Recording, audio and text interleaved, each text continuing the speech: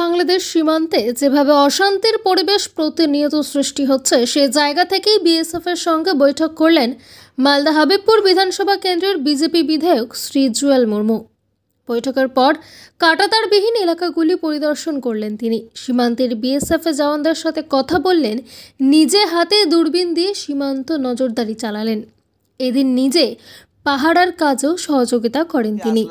যেভাবে তারা বিএসএফরা কড়া নজরদারি করে ডিউটি করছে, যারা অনুপ্রবেশ এখানে ভারতে যেন না আসতে পারে, যারা জঙ্গি তারা আসতে যেন না পারে, তার জন্যে যে আমি এখানেও দেখলাম যে এইভাবে ডিউটি করছে। তার সাথে সাথে আমাদের সঙ্গে তিনি আমাদের বেলডাঙ্গা পর্যন্ত যে 88 ব্যাটালিয়ন যারা ডিউটি করছে, এখানে 25 কিলোমিটার তার ঘেরা নেই।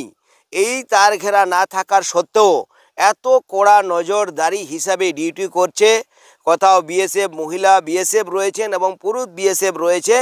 তারা এই খোলা আকাশের মধ্যে ছোট ঘরের মধ্যে দিয়ে যেভাবে ঘন ঘন তারা ডিউটি করছে, যেভাবে করছে, একদম এইখান থেকে কোনো বাংলাদেশে গরু ভোঁস যেন না নিয়ে যেতে পারে, কোনো পাচার যেন না করতে পারে, এখন বাংলাদেশ থেকে কোনো অনুপ্রবেশ যারা আসতে না পারে, রোহিঙ্গা যেন না আসতে পারে, তার জন্য কড়া ডিউটি করছে।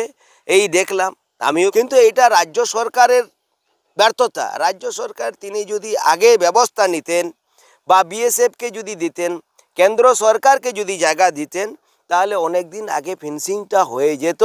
কিন্তু আমাদের বেলডাঙ্গা থেকে যে অনুরাধাপুর, সেখানেও ফেন্সিং ঠিক মতন নেই।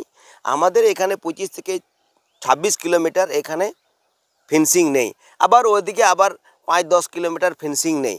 এই যে ফেন্সিংগুলো নেই, যে যোগ করতে গেলে আমাদের এখানে যে 35 কিলোমিটার ফেন্সিং নেই, তার অবস্থাতে বিএসএফ ডিউটি করছে রাত্রে অন্ধকারে, এই কুয়াশার মধ্যে, বৃষ্টির মধ্যে দিয়ে, এই কাদা রাস্তার মধ্যে দিয়ে। ওরাও তো মানুষ, কিন্তু তারা ডিউটি করছে বলে আমরা ঘুমাতে পারছি। যেভাবে আগে গরু চুরি হতো, যেভাবে মানুষের উপরে অত্যাচার করতো, সেইভাবে আর এরকম অত্যাচার হয় না ডিউটি করছে বলে। আশা করব ফেন্সিংয়ের তারটা এইখানে রাজ্য সরকার জায়গা না দেওয়ার কারণে এইখানে একটা মামলা হচ্ছিল, মামলা পাস হয়েছে। এখানে ফেন্সিং তাড়াতাড়ি হওয়ার কথা আছে, কাজ চলছে, শুরু হবে। তার জায়গায় জায়গায় আপনারা দেখছেন কোথাও গন্ডগোল হচ্ছে, যেন গন্ডগোল না হয় তার জন্য আমরা সমস্ত মানুষ, আমি এলাকা বিধায়ক হিসাবে, এলাকা জনপ্রতিনিধি হিসাবে, তারা সবাই মিলে আমরা সহযোগিতা করব।